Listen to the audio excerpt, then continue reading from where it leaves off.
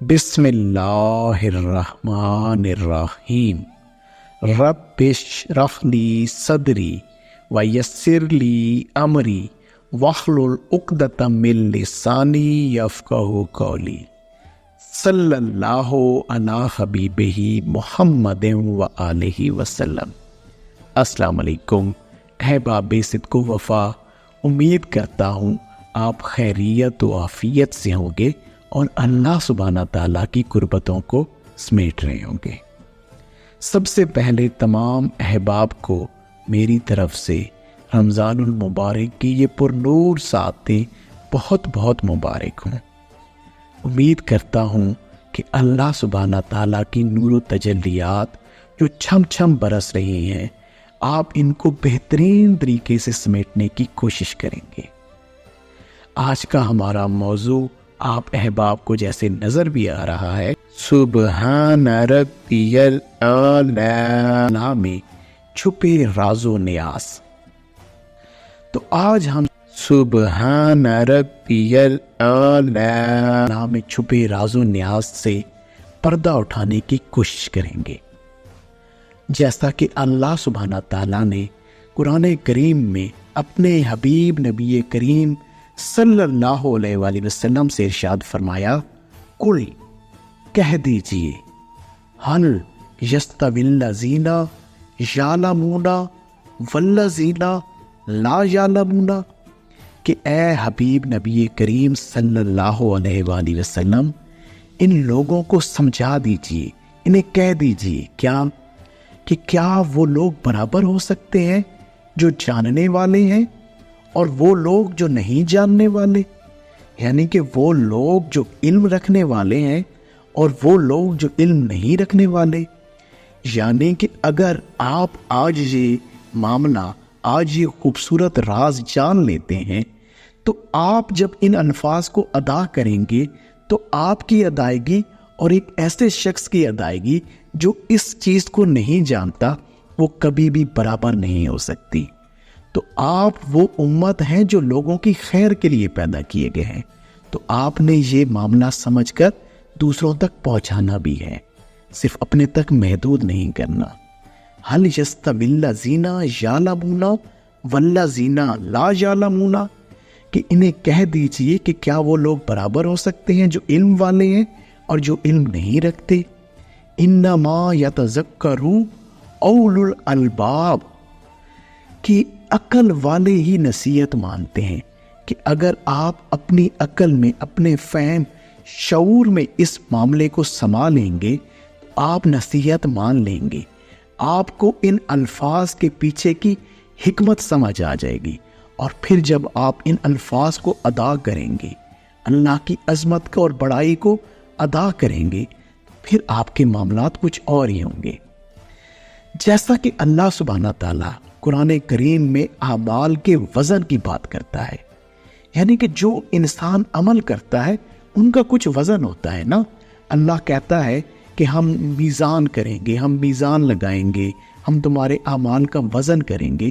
تو اب یہ وزن کیسے بڑھتا ہے؟ جب انسان چیزوں کو جاننے لگ جاتا ہے، جب انسان چیزوں کو جان کر، سمجھ کر، فہم کے ساتھ جتنا آپ جانتے جائیں گے آپ کے اعمال وزنی ہوتے جائیں گے۔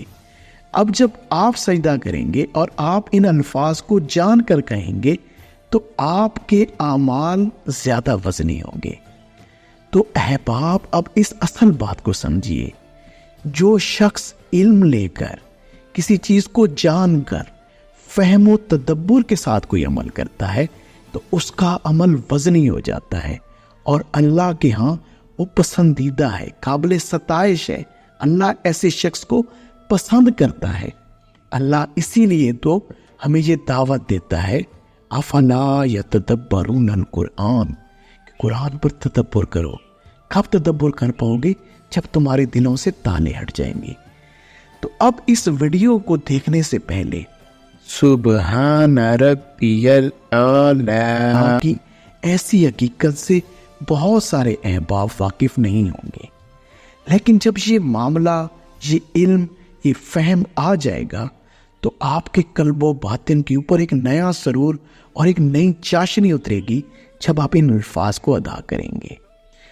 کب ادا کریں گے؟ جب آپ اللہ کی بہت قربت میں جا کر سرگوشی کی حالت میں، سجدہ میں اللہ کے ہاں ان الفاظ کو فہم و تدبر کے ساتھ، اس علم کے ساتھ جب پیش کریں گے تو آپ کے اوپر اللہ سبحانہ تعالیٰ حکمت کے، معرفت کے لا تعداد موتی کھول دے گا۔ تو سب سے پہلے جان لیتے ہیں سبحان ربی الاعلی کس نے سب سے پہلے ادا کیا؟ وہ کون خوش نصیب تھا جس نے سب سے پہلے سبحان ربی الاعلی پڑھا؟ حضرت میکائیل علیہ السلام کے دل میں اللہ سبحانہ تعالیٰ کی عظمت کی تجلی پڑی، بڑائی کی تجلی پڑی، تو آپ علیہ السلام نے اللہ سے عرض کیا، اے اللہ مجھے ایسی قوت دے کہ میں تیری عظمت اور تیری سلطنت کا مشاہدہ کر سکوں۔ اللہ سبحانہ تعالیٰ نے آپ کی یہ دعا قبول فرمائی اور اللہ سبحانہ تعالیٰ نے تمام آسمان والوں کی قوت اکیلے میکائیل علیہ السلام کو عطا کر دی۔ آپ علیہ السلام اس قوت کے ساتھ 5000 سال تک اڑتے رہے۔ کتنے؟ 5000 سال تک اڑتے رہے اور اللہ کی عظمت اور اللہ کے عرش کا مشاہدہ کرتے رہے۔ اللہ کے عرش اور آپ کے درمیان جو حجابات تھے آپ ان کو طے کرتے رہے۔ 5000 سال تک آپ اڑتے رہے، یہاں تک کہ اللہ کے عرش کے نور سے آپ کے پر جل گئے۔ آپ نے دوبارہ سے اللہ سبحانہ تعالیٰ سے قوت کا سوال کیا۔ آپ نے پھر دوبارہ سے دعا فرمائی کہ مالک مجھے مزید قوت دی جائے۔ تو اللہ سبحانہ تعالیٰ نے پہلے تمام آسمان والوں کی قوت دی تھی، دوسری دفعہ اللہ سبحانہ تعالیٰ نے 2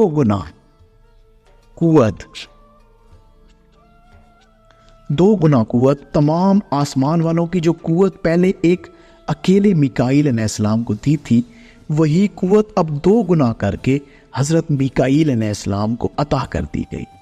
اور اب کی بات آپ 10,000 سال تک اللہ سبحانہ تعالیٰ کے عرش کا مشاہدہ کرتے رہے، اللہ سبحانہ تعالیٰ کے عرش اور حجابات کا مشاہدہ کرتے رہے۔ 10,000 سال اڑنے کے بعد، مشاہدہ کرنے کے بعد آپ کے پر دوبارہ سے جل گئے، اور اس قدر آپ کے اوپر وہ اللہ سبحانہ تعالیٰ کے عرش کا نور پڑا کہ آپ جل جل کے ایک چھوٹا سا چوزا اس جتنے آپ کے معاملات رہ گئے، آپ چوزے جتنے ہو گئے۔ اور پھر آپ نے جب اس وقت دیکھا تو آپ کو یہ اس وقت آپ کے اوپر یہ فہم ادراک کھلا کہ جس لیول سے آپ نے اللہ سبحانہ تعالیٰ کے عرش کا مشاہدہ کرنا شروع کیا تھا، جس جگہ سے آپ نے اللہ سبحانہ تعالیٰ کے عرش کا مشاہدہ کرنا شروع کیا تھا، آپ تو ابھی تک وہیں پر ہیں، آپ ابھی تک اسی جگہ پر ہیں جس جگہ سے آپ اڑے تھے، یعنی کہ ابھی تک آپ نے ایک لمحہ بھی آگے طے نہیں کیا۔ تو وہ لمحہ آپ سجدہ میں گر گئے اور آپ نے اللہ سبحانہ تعالیٰ کی پڑھائی کچھ اس طرح سے ادا کی، سبحان ربی الاعلی، اے اللہ تیری عظمت تو بہت بلند ہے، تو بہت ہی اعلیٰ ہے، مالک میں تیری کیا عظمت اور کیا بڑائی بیان کروں، تیری عظمت بہت ہی اعلیٰ ہے، میں تیری عظمت کو جان ہی نہیں سکتا، میں تیری عظمت اور بڑائی کو جاننے سے تو اس چیزوں سے بہت ماورا ہے۔ اور پھر آپ نے اللہ سبحانہ تعالیٰ سے دعا کی کہ مالک جو میری پہلے جگہ تھی مجھے اسی جگہ کے اوپر دوبارہ سے بھیج دیا جائے، اور اللہ نے آپ کی دعا قبول کی اور آپ کو اسی جگہ بھیج دیا گیا۔ احباب، اب یہاں پر ایک بڑا اہم نقطہ میں آپ احباب کے سامنے پیش کرنے کی کوشش کروں گا۔ اللہ کا عرش اس قدر اعلیٰ، اور اس کے درمیان فرشتوں کے اور اس عرش کے درمیان اس قدر حجابات کہ ایک فرشتہ پوری آسمان والوں کی قوت کا 3 گنا لے کر بھی 15,000 سال اڑنے کے باوجود بھی ہلکا سا لمحہ بھی طے نہیں کر پایا، اللہ کے عرش کے ہلکے سے معاملات بھی نہیں دیکھ پایا۔ تو قربان جاؤں میں حضور نبی کریم صلی اللہ علیہ وآلہ وسلم کے، آپ تو اللہ کے عرشوں کے نہ جانے کن معاملات تک جا پہنچے، تو یہ ہمارے حبیب نبی کریم صلی اللہ علیہ وآلہ وسلم کا صدقہ ہے کہ پھر آپ کی امت کے ایک مومن کے متعلق اللہ کیا فرماتا ہے، یہ سنیے۔ اللہ فرماتا ہے قلب المومن عرش اللہ، کہ مومن کا قلب اللہ کا عرش ہے، یعنی کہ آپ کا قلب اللہ کا عرش ہے۔ فرشتے جس عرش کی ہلکے سے معاملے کو بھی نہیں پہنچ سکتے، اللہ اس عرش کے متعلق فرماتا ہے کہ مومن کا قلب، انسان کی روح کا قلب، جہاں میں نور و تجلیات اتارتا ہوں وہ میرا عرش ہے۔ نہ میں آسمانوں میں سماتا ہوں، نہ میں زمین میں سماتا ہوں، نہ آسمانوں میں نہ زمین میں میں سماتا ہوں، تو کہاں پر سماتا ہوں؟ بندہ مومن کے قلب کے اندر، مومن کے قلب میں سماتا ہوں۔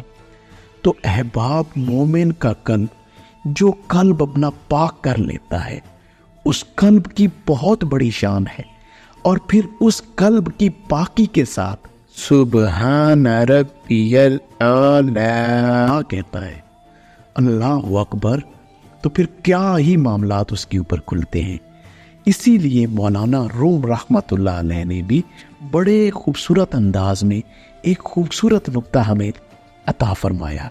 آپ فرماتے ہیں دل بدست آور کے حج اکبر است، دل بدست آور کے حج اکبر است، از ہزاراں کعبہ یک دل بہتر است، کہ کسی ایک قلب کو، کسی ایک شخص کے قلب کو روشنی کی طرف لے جانا، ایک قلب کو زندہ کر دینا، یہ حج اکبر سے بہتر ہے، کیونکہ ہزاروں کعبوں سے ایک دل بہتر ہے۔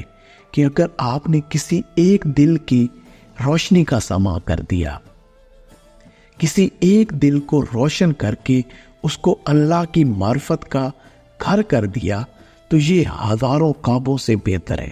وہ دل اللہ کا عرش بن جائے گا، اور اللہ کا عرش تو پھر بہت بڑا ہے۔ پھر آپ کیا فرماتے ہیں؟ کعبہ پا نگاہ خلیل آثر است، دل گزر گاہ جلیل اکبر است، کہ کعبہ تو سیدنا خلیل اللہ حضرت ابراہیم علیہ السلام نے بنایا ہے، لیکن یہ جو قلب ہے یہ تو اللہ کی گزرگاہ ہے، یہ تو اللہ کے رہنے کی جگہ ہے، یہ اللہ کا عرش ہے۔ اگر اس کو درست کر لیا جائے تو اللہ سبحانہ تعالی ہمیں اپنے قلب کو درست کرنے کی قوت عطا فرمائے۔ اب اس معاملہ کو مزید گہرائی میں جاننے کے لیے ہم حضور نبی کریم صلی اللہ علیہ وآلہ وسلم کی بارگاہ خاص میں چلتے ہیں کہ آپ صلی اللہ علیہ وآلہ وسلم نے اس کے متعلق کیا فرمایا ہے۔ آپ صلی اللہ علیہ وآلہ وسلم نے حضرت جبرائیل علیہ السلام سے فرمایا، اے جبرائیل، مجھے سبحان ربی الاعلی کے ثواب کی خبر دیجیے، یعنی نماز اور غیر نماز میں اس کو پڑھنے کا کتنا ثواب ہے۔ جبرائیل علیہ السلام نے عرض کی، اے حبیب نبی کریم صلی اللہ علیہ وآلہ وسلم، جو مرد یا عورت اسے سجدہ یا غیر سجدہ میں کہے گا، اس کا ترازو عرش اور کرسی اور دنیا کے پہاڑوں سے زیادہ وزنی ہو جائے گا۔ مور لگا دی حضور نبی کریم صلی اللہ علیہ وآلہ وسلم اب اس معاملے پر مور لگا رہے ہیں۔ کیسے؟ حضرت جبرائیل علیہ السلام، آپ جانتے تو ہیں سب کچھ، لیکن اب یہ بتا دیا کہ جو یہ عمل کرے گا اس کا عمل کس قدر وزنی ہوگا، اور جو جان کر یہ عمل کرے گا تو اس کا تو عمل اور بھی زیادہ وزنی ہوگا۔ اور حضرت جبرائیل علیہ السلام نے فرمایا کہ اللہ فرماتا ہے میرا بندہ سچ کہتا ہے، میں اعلیٰ اور ہر شے سے بلند ہوں۔ حضرت جبریل علیہ السلام بھی اب اس حدیث مبارکہ میں یہ سمجھا رہے ہیں کہ اللہ سبحانہ تعالیٰ جب کوئی بندہ کہتا ہے سجدہ کی حالت میں سبحان ربی الاعلی، تو اللہ اس کے جواب میں فرماتا ہے کہ میرا بندہ سچ کہتا ہے، میں اعلیٰ اور ہر شے سے بلند و بالا ہوں۔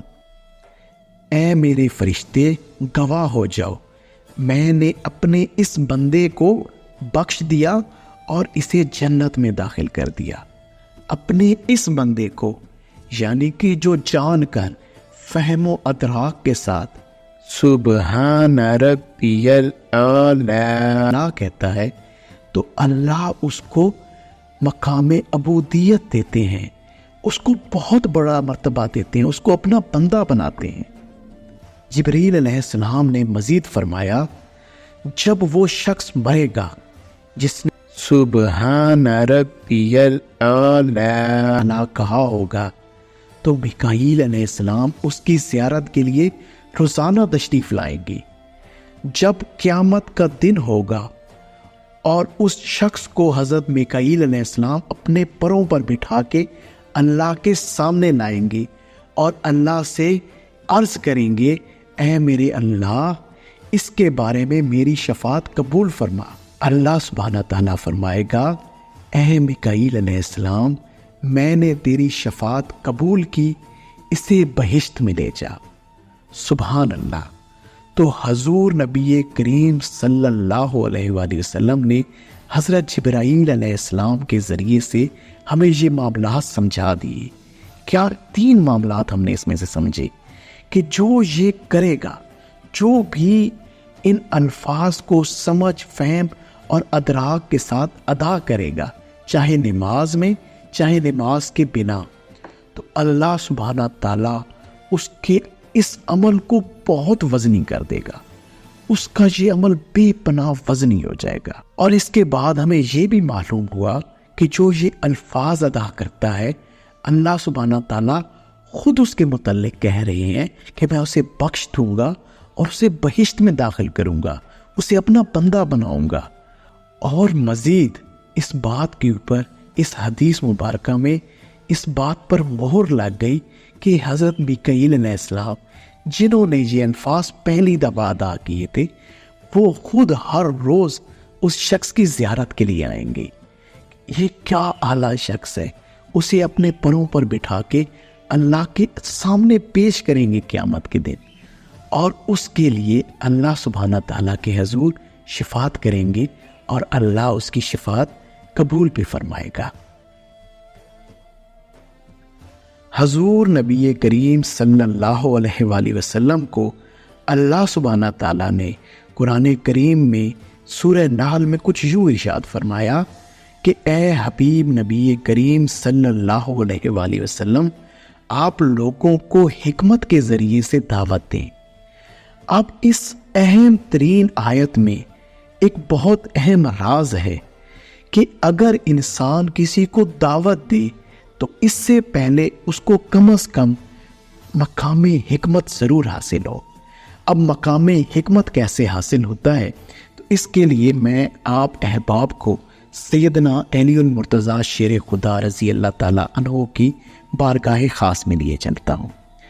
آپ رضی اللہ تعالیٰ عنہ سے کسی نے سوال کیا کہ حضور بتائیے ایمان کیا ہے؟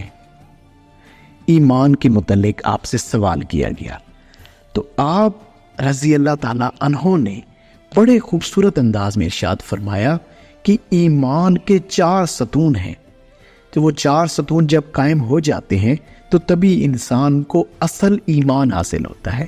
وہ ایمان جو احسان سے متصل ہے، جس میں انسان کو قلبی رویت حاصل ہو جاتی ہے، انسان کا قلب روشن ہو جاتا ہے اور اس کا قلب اللہ کا عرش بن جاتا ہے، قلب المومن عرش اللہ۔ تو وہ کون سے 4 ستون ہیں؟ وہ ہیں جناب صبر، یقین، عدل اور جہاد۔ یہ 4 ستون آپ نے فرمائے، صبر، یقین، عدل، جہاد۔ فرمائیں۔ احباب، ان 4 کے اوپر اگر گفتگو کی جائے تو وہ بہت لمبی ہو جائے گی۔